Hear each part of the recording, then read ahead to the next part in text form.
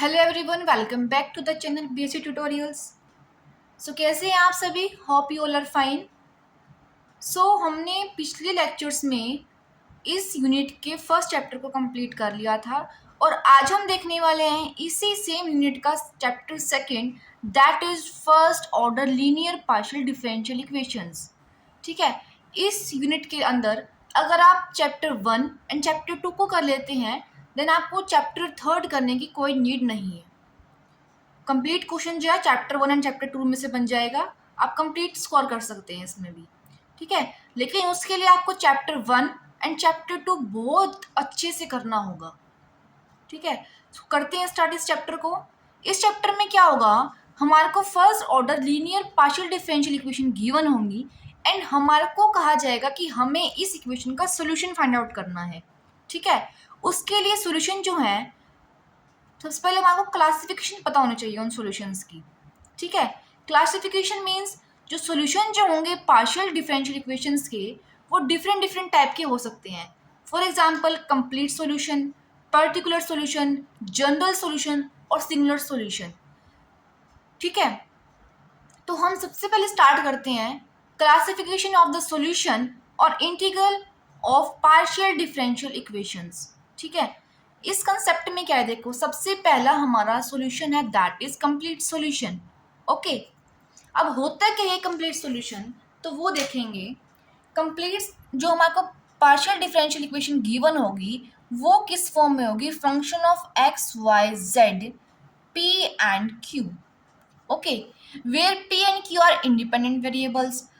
अगर हम इस पार्शियल डिफरेंशियल को सॉल्व करके अगर हम एक ऐसा फंक्शन ऑब्टेन कर लेते हैं, function of x Y Z a comma b, where a and b are arbitrary constants. ठीक है, हमारे को गिवन पार्शियल डिफरेंशियल इक्वेशन ये थी और हमने इस इक्वेशन को सॉल्व किया और हमारा सॉल्यूशन निकला है कुछ इस टाइप का जिसके अंदर a and b two arbitrary constants हैं।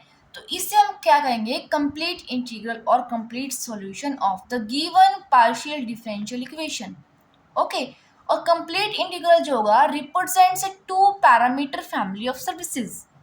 ठीक है, इसमें जो हमारे को एक कंप्लीट फैमिली के बारे में पता चलेगा। मीन्स हम पर्टिकुलर सॉल्यूशन नहीं निकाल रहे, मीन्स एक complete family, means family of cons, family of circles, spheres, कुछ ऐसा ऑब्टेन होगा हमारे को सॉल्यूशन। ठीक है, पर्टिकुलर सॉल्यूशन नहीं होगा। Now the next is particular integral और पर्टिकुलर सॉल्यूशन। ये ऐसा सॉल्यूशन होगा जिसके अंदर हम ए एंड बी को कुछ पर्टिकुलर वैल्यूज असाइन कर देंगे। ठीक है, अब यहाँ ए एंड बी जो है that are arbitrary constants, means इसके अंदर ए एंड बी की कोई भी वैल्यू हो सकती है। लेकिन अगर हम यहाँ पर ए एंड बी को कुछ पर्टिकुलर वैल्यू असाइन कर रहे हैं then that becomes particular integral और particular solution. Okay, now the next one is general solution, general integral और जनरल सॉल्यूशन। इसके लिए देखेंगे क्या होगा, हमने अपनी गिवन पार्शियल डिफरेंशियल इक्वेशन को सॉल्व किया है एंड हमें एक फंक्शन ऑब्टेन हो गया जिसके अंदर टू आर्बिट्रेरी कॉन्स्टेंट्स हैं। ओके, अब हम क्या कर रहे हैं, जो हमारा सेकंड कॉन्स्टेंट है उसको हम एक फंक्शन लिख रहे हैं फर्स्ट कांस्टेंट का। देखो फॉर एग्जांपल इसमें हमने b को एक्सप्रेस कर दिया as a function of a। ठीक है, then this is called general solution. अब देखो एक तो हमारे पास होगी ये इक्वेशन एंड जब हम इस फंक्शन का डेरिवेटिव कर देंगे with respect to a then that becomes zero. क्यों, क्योंकि कांस्टेंट है ये तो, एंड कांस्टेंट का डेरिवेटिव क्या हो जाएगा, जीरो। देन जो ये दोनों इक्वेशन बनेंगी these are called the general integral of the given partial differential equation. Okay, also ये और क्लियर कर दूं मैं, जो भी ये सॉल्यूशन निकाल रहे हैं that satisfies the given partial differential equation। देखो यही होता था ना, देखो एक हमारा हमने एक क्वाड्रेटिक इक्वेशन लेट कर ली that is X square plus 4x plus 2 that's equals to 0। अब हम इसको सॉल्व कर रहे हैं एंड हम रूट्स निकाल रहे हैं, मीन्स इस इक्वेशन के लिए x की ऐसी वैल्यूज निकाल रहे हैं जो इस इक्वेशन को सेटिस्फाई करेंगी। ठीक है, हमारे पास x की वैल्यू आ गई suppose x1 and another x2। ये जो वैल्यूज़ हैं, जब हम इनको पुट करेंगे इस गिवन इक्वेशन में, then that satisfies the given equation. Okay, so हम भी उन्हीं सॉल्यूशंस की बात कर रहे हैं that satisfies the given partial differential equation.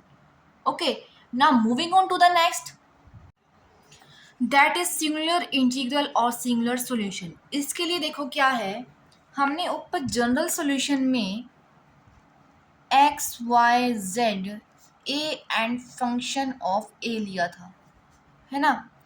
लेकिन सिंगुलर सॉल्यूशन में हम क्या करेंगे, हम दोनों ही कॉन्स्टेंट्स को एलिमिनेट करने की कोशिश करेंगे और हम क्या करेंगे, जो कंप्लीट इंटीग्रल आया था ना x Y Z a comma b, इस इक्वेशन से हम दोनों कॉन्स्टेंट्स को एलिमिनेट करेंगे। देखो वो कैसे होगा, एक इक्वेशन थे हमारे पास ये एंड अनदर वन, हम इस फंक्शन का डेरिवेटिव कर देंगे with respect to A, that will be zero, and इसी फंक्शन का हम डेरिवेटिव कर देंगे with respect to B, that also comes out to be zero. Then इन तीन इक्वेशन का यूज करेंगे हम, एंड ये तीनों जो है इक्वेशन ये सेटिस्फाई करेंगे गिवन पार्शियल डिफरेंशियल इक्वेशन को। देन हम कहेंगे ये क्या है, जनरल सिंगुलर सॉल्यूशन और singular integral of the partial differential equation. Okay, अब उसी के साथ आपको एक नोट गिवन है, देखो the relation obtained by eliminating a b between the equations f equals zero, curl f by curl equal to zero, curl f by curl b equals to zero is also said to be envelope of the complete integral f x y z a b equals to 0। देखो क्या कहता है ये, हमने a and b दोनों constant को क्या कर दिया, एलिमिनेट। ठीक है, अब हम इसे लिख सकते हैं f इक्वल्स टू 0, क्योंकि x y z अंडरस्टूड है कि फंक्शन जो का वो x y z का होगा, अंडरस्टूड है। तो हमारे पास इक्वेशन क्या बन गई, f equals to 0, curl f by curl a equals to 0 and curl f by curl b equals to 0। अब जो ये तीन इक्वेशन है ना, इन्हें हम कहते हैं envelope of the complete integral f x Y Z a comma b equals to 0। Clear. अब जो नेक्स्ट टॉपिक स्टार्ट होता है, यहाँ से हमारा है main topic, that is solution of linear partial differential equations bye direct integration. इस chapter में हम डिफरेंट मेथड स्टडी करेंगे जिससे हम लीनियर पार्शियल डिफरेंशियल इक्वेशन को सॉल्व कर सकते हैं।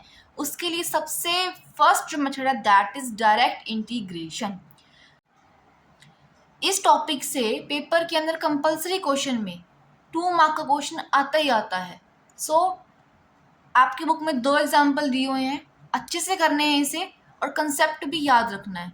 ओके, जो फर्स्ट एग्जाम्पल है, solve curl square u upon curl x curl t equals to e minus T cos x। देखेंगे first example, that is curl square u upon curl x curl t equals e की power minus T cos x। सबसे पहले मैं आपको बता दूं, जो भी हम मेथड करेंगे डायरेक्ट मेथड ऑफ इंटीग्रेशन, उसमें क्या होगा, जो आप पहले इंटीग्रेशन करते थे देन आप यूज करते थे constant of integration, right. But हम यहाँ कांस्टेंट ऑफ इंटीग्रेशन ना यूज करके हम यहाँ यूज करेंगे फंक्शन ऑफ इंटीग्रेशन। ठीक है, एंड फंक्शन हम किस चीज का लेंगे वो देखो, फॉर एग्जाम्पल इक्वेशन के अंदर वेरिएबल है एक्स एंड टी, एंड हमने इंटीग्रेशन की है first of all with respect to X. Okay, then हम जो कांस्टेंट ऑफ इंटीग्रेशन लेंगे वो क्या लेंगे, function of T. Okay, integration करेंगे with respect to X and जो हम कांस्टेंट लेंगे that will be the function of T, and अगर हम विद रिस्पेक्ट टू कर रहे हैं टी देन फंक्शन हम लेंगे एक्स का। क्लियर है, यही कंसेप्ट हमारे को इस 2 एग्जाम्पल्स के अंदर यूज करना है। सो प्रोसीड करते हैं with the example 1, that is curl square u upon curl x curl t equals e की power minus T cos x। Okay, first of all हम इक्वेशन को लिखते हैं curl upon curl x curl u by curl t equals E की power minus T cos X. Now, first of all, we are doing integration with respect to x. Integration with respect to x. Then we get curl u upon curl t equals to e की power minus t will be constant for the same, and cos x का integration क्या हो जाएगा sin x, and constant of integration हम क्या लेंगे function of t. ये concept मैंने आपको बता दिए यहाँ पर. ओके अब हम क्या करेंगे, हमें चाहिए u की वैल्यू, उसके लिए हम इंटीग्रेशन क्या करेंगे with respect to t. Integration with respect to t. Now we get u equals sine x will be constant and e raise to power minus t का इंटीग्रेशन क्या हो जाएगा माइनस e की पावर माइनस टी, प्लस इसका integration करेंगे plus एक क्या आएगा constant that will be function of x. Okay अब देखो हम इसे ऐसे लिख सकते हैं u इक्वल्स माइनस ई की minus t sine x, plus इसको मैंने एक अदर फंक्शन मान लिया that is f of t plus psi of x, where f of t equals to integration of phi t. Okay क्या किया हमने, जो हमारे को इक्वेशन गिवन थी हमने उसे ऐसे लिखा है curl upon curl x into curl u by curl t. Then with हमने किया integration with respect to x, then with respect to t. इन एग्जाम्पल्स में जो याद रखने वाली चीज़ है वो है ये concept.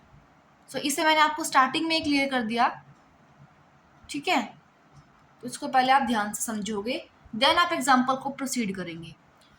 Now the next example is solve curl square z upon curl y square minus z equals 0 given that when y equals 0 z equals ex and curl z by curl y equals e की power minus x. अब आपने second same में इन equations को solve करने का method सीखा था, right? उसके लिए मेथड क्या था वो मैं आपको फिर से रिपीट कर रही हूँ तो देखेंगे. जो हमारे को इक्वेशन गिवन है that is curl square z upon curl y square minus z equals to 0. ये इक्वेशन गिवन है.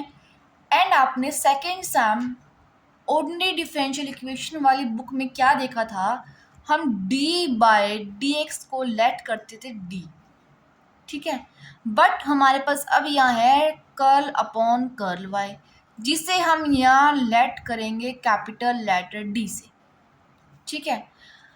सो ये क्वेश्चन क्या बन जाएगी, देखो सिंबॉलिक फॉर्म अगर हम लिख रहे हैं then that will be D square Z upon minus Z equals to 0. Okay अब D square minus 1 Z equals to 0. अब इसकी ऑक्सिलरी इक्वेशन जो बनेगी equation that will be D square minus 1 equals to 0 और डी स्क्वायर इक्वल्स टू 1 और d equals to plus minus 1. और हम क्या करते थे, रूट्स को मान लेते थे m1 एंड m2. सो हमने m1 मान लिया प्लस 1 एंड m2 मान लिया माइनस 1. एंड हमने उस टाइम क्या पढ़ा था, जब रूट्स रियल हैं एंड डिस्टिंक्ट हैं, ठीक है, देन हम कैसे लिखते थे z की वैल्यू c1 e की power m1y plus c2e m2y, ऐसे लिखते थे ना. तो अब हम क्या करेंगे, यहाँ पर m1 एंड m2 की वैल्यू पुट कर देंगे, then we get z equal c1e y plus c2e minus y. Okay this is the value of z for the same equation, ठीक है. अब हम आगे प्रोसीड करते हैं एग्जाम्पल के लिए. अब जो एग्जाम्पल था that was solve curl square z upon curl y square minus z equals to 0. इस इक्वेशन के लिए हमने सॉल्यूशन निकाल लिया. Given that when y equal 0 z equal ex and curl z by curl y equals e की power minus x. देखो अब जो हमारे पास ये सॉल्यूशन आया है मैंने आपको पीछे कंसेप्ट में बताया कि हम यहाँ कांस्टेंट ना लेकर हम यहाँ कुछ फंक्शन लेंगे, और फंक्शन हम किसके लेंगे, जो ये फंक्शन होगा जिसको हमने यहाँ कांस्टेंट माना है। मीन्स देखो, जो z है यहाँ पर फंक्शन किसका है, x का, e की पावर x, तो यहाँ हम फंक्शन किसका मानेंगे, x का। So z equals to function of x e की पावर y, और c2 को हम लेट कर रहे हैं साई x e की पावर माइनस y। ठीक है, अब हमारे को दो कंडीशन गिवन है। Condition one is when y equals 0 z equals e की x, and second one is curl z by curl y equals e की पावर माइनस x। ओके, हम प्रोसीड करते हैं with the first condition, that is when y equals 0 z equals e की x। ठीक है, अब हम इन कंडीशंस को हम पुट कर देंगे इस इक्वेशन वन में। देन वी गेट z की वैल्यू है e x and five x as it is, and y की जगह हम पुट करेंगे जब 0, देन e की power 0 that will be 1। So psi x e की power minus 0 that becomes also 1। Then we get e x equal 5x plus psi x। ठीक है, this is the main equation. Now we are proceeding with the next condition, that is when y equals 0 curl z by curl y equals e की power minus x। Okay, उसके लिए हमारे को curl z by curl y की value find out करनी पड़ेगी। z की value तो है हमारे पास, पर curl z by curl y की वैल्यू गिवन है e की पावर माइनस x। सो हम फाइंड आउट कर रहे हैं curl z by curl y, जिसकी वैल्यू निकल कर आएगी फाई ऑफ x e की y plus psi x e की माइनस y का जब हम डेरिवेटिव करेंगे दैट विल बी e की minus y minus 1। then that will be phi of x e की y minus psi of x e की minus y। अब हम पुट करेंगे गिवन कंडीशंस, जब y 0 है then curl z by curl y equals e की minus x। देखो, curl z by curl y की जगह हम पुट कर देंगे e की माइनस x, एंड y की जगह हम पुट करेंगे 0, then we get this equation. Now this is the second main equation. ठीक है, अब जो हमारा मेन मोटिव था वो क्या था, देखो सॉल्यूशन तो हमारा था ये, लेकिन सॉल्यूशन में हमारे को phi of x and psi of x की वैल्यू फाइंड आउट करनी थी। सो उसके लिए हमने दो इक्वेशन बना ली हैं, equation this one and equation this. अब इन दोनों का यूज़ करके हमें phi of x and psi of x की वैल्यू निकालनी है। वो हम कैसे निकालेंगे, देखो जब हम इन दोनों इक्वेशन को ऐड कर देंगे देन हमें फाई ऑफ एक्स की वैल्यू मिल जाएगी, एंड जब हम दोनों इक्वेशन को सब्ट्रैक्ट कर देंगे देन हमें साई ऑफ एक्स की वैल्यू मिलेगी। तो हम सेम प्रोसीड करते हैं, जब हम ऐड कर रहे हैं दोनों इक्वेशन को then that will be 2 of phi x equals e x plus e की minus x. Now phi of x equals e की x plus e की minus x upon 2, यही होगा ना। एंड जब हम दोनों को सब्ट्रैक्ट कर रहे हैं then we get 2 of psi x equals e की x minus e की minus x, और Sai of x equals e की x माइनस e की माइनस x अपॉन 2। ठीक है, और हमें क्या पता है कि इस e x plus e minus x upon 2 को हम लिखते हैं कोस हाइपरबॉलिक x, और जब बीच में साइन माइनस का है देन हम लिखते हैं sine hyperbolic x। Okay, so हमारे को मिलती है फाई ऑफ एक्स की value cos hyperbolic X, and psi of x की वैल्यू मिलती है साइन हाइपरबॉलिक एक्स, जिसकी वैल्यू हम इस इक्वेशन में पुट कर देंगे। So we get Z equals cos hyperbolic X E की Y plus sine hyperbolic X E की minus Y. Okay, this is the complete required solution of the given partial differential equation. Okay, इसी के साथ ही हमारा जो first method है, method of direct integration वो complete होता है। और जो नेक्स्ट लेक्चर को उसमें हम देखेंगे Lagrange's linear equation, which is the very very important method for the exam point of view. इसमें से भी क्वेश्चन पक्का आएगा। सो हम वो देखेंगे नेक्स्ट लेक्चर में। सो टिल देन, यहाँ तक आपको अगर कंसेप्ट क्लियर हुआ हो, वीडियो अच्छी लगी हो, देन आप वीडियो को लाइक एंड चैनल को सब्सक्राइब करना मत भूलिएगा। Thank you.